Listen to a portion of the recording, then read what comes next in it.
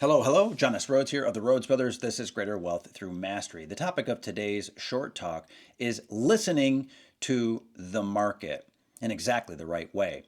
So many people are talking these days about doing surveys, about reaching out to the customer, about knowing what the customer wants at exactly the right time.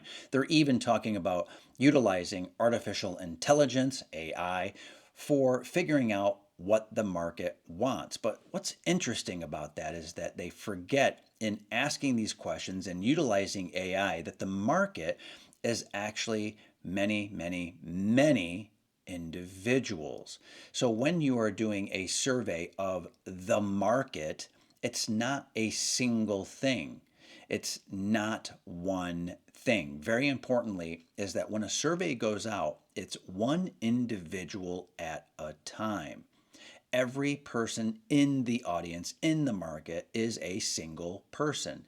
Now, when their interests align, when they behave in a similar way, when they say the same thing over and over, you begin to understand what it is that they are trying to tell you. But it's always one to one.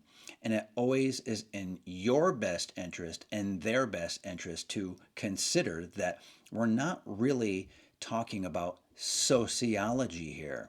So if you're using sociological types of theories and ideas and you're talking about the market, you will miss the mark every time. You will never be as precise as you could be.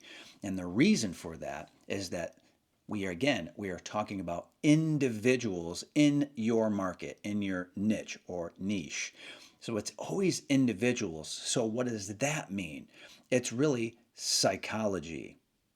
It's one-to-one psychology. You're writing a sales letter not for the market, not for even your buyers.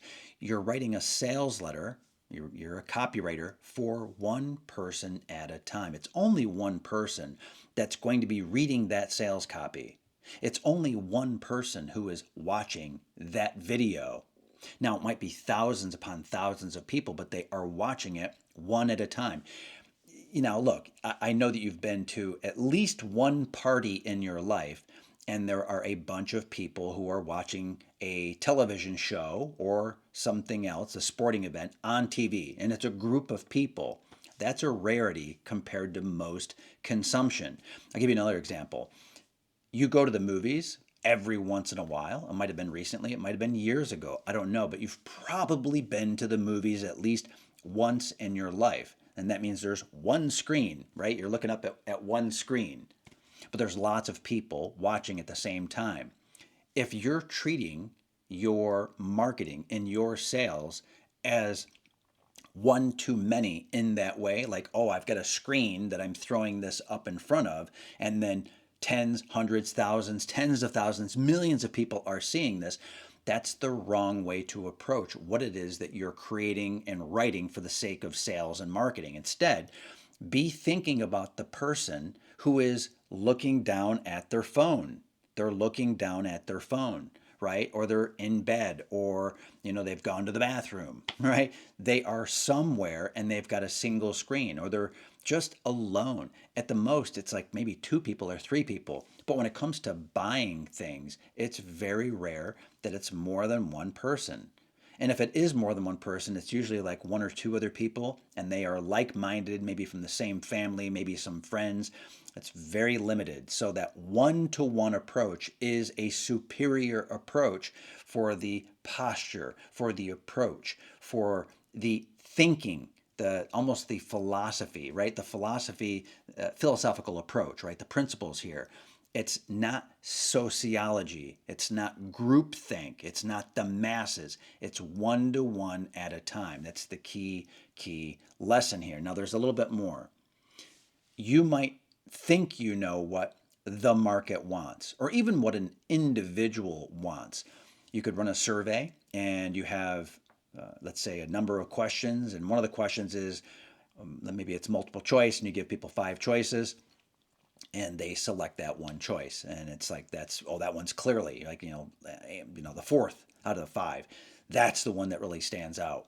Or you give people the opportunity to write in whatever they want. So it's free form and you just sort of look through the data and it's like, okay, again, it just sort of stands out. This particular topic really, really stands out. You think you know what the market wants, but until the market is presented with a reflection of what they told you, in other words, they tell you something and then you present it, you create it, you launch it, until it's in the market, you don't know.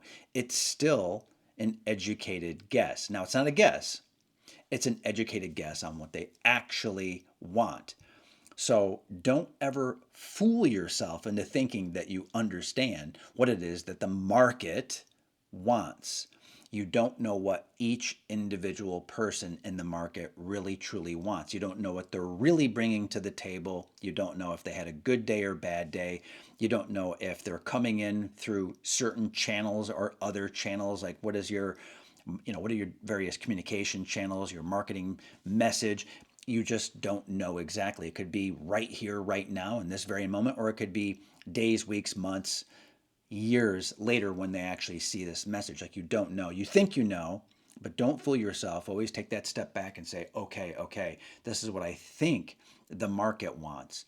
And then you put it out there. Don't ever put all your eggs in one basket thinking that because you've done market research, you've done, in-person interviews, you've gotten on the phone with people, that you've texted them back and forth. Don't ever delude or fool yourself into thinking that you've really dialed it in.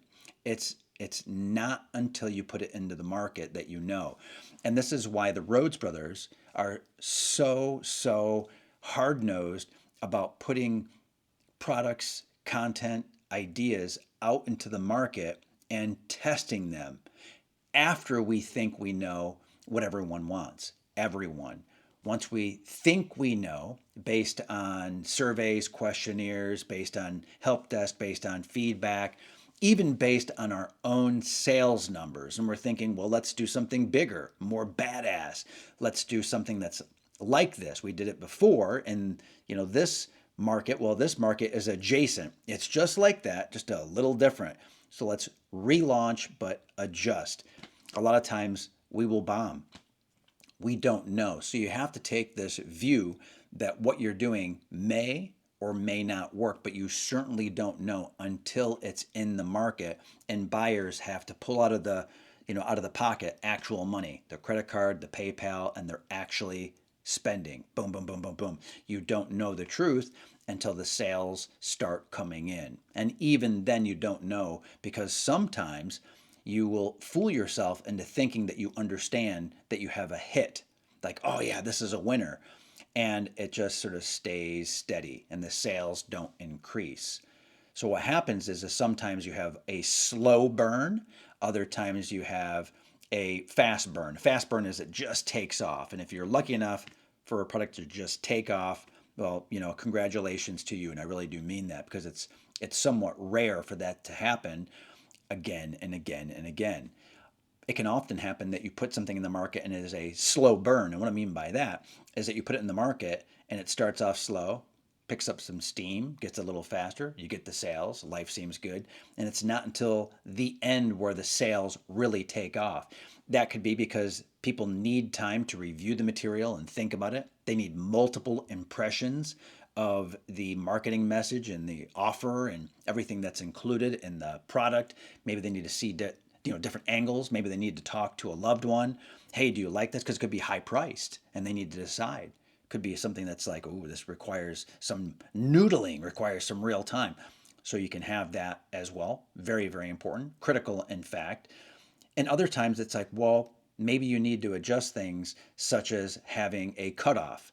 Maybe the bonuses go away after a certain day and time, or maybe you pull the product off the market. So you put it on the market and you say, hey, here's the window of time. And as it gets near the end of the window, people are like, oh, I don't want to lose out. So there's some scarcity there for a variety of reasons. It could be time scarcity. It could be numerical scarcity. It could be the number of units. You have 50 units that you can sell. That's it. After 50, the end, right? So you can have that. So there's pros and cons to both of those.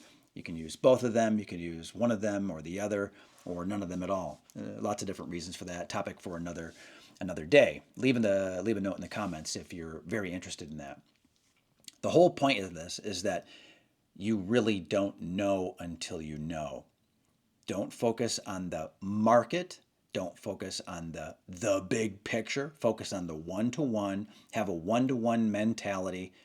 Utilize psychology, not the sociology. Psychology, one-to-one human thinking, wants, needs, desires, and everything that psychology entails. If you're interested more in psychological triggers and what actually gets people to buy, what literally gets people to buy based on psychology, let me know in the comments below, and the Rhodes Brothers will take a look at it, and we'll even craft a video up if there's enough demand for that. I love psychological triggers and what that entails. Now, in the next video, you're going to see something really, really amazing. It should be popping up on the screen any moment now, but it's truly amazing, and in fact, I expect you will experience a breakthrough. So go ahead right now, if you would, and like this video. It really does matter.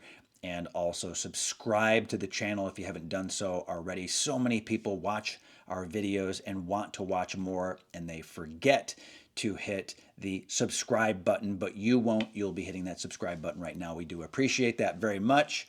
And share this with someone who you think might enjoy it, because it's from word of mouth referrals exactly like yours that the channel grows and we all grow together. So we appreciate you very much. This is John S. Rhodes of the Rhodes Brothers, my brother Matt and I. Thank you, and we'll see you in the next video. Take care.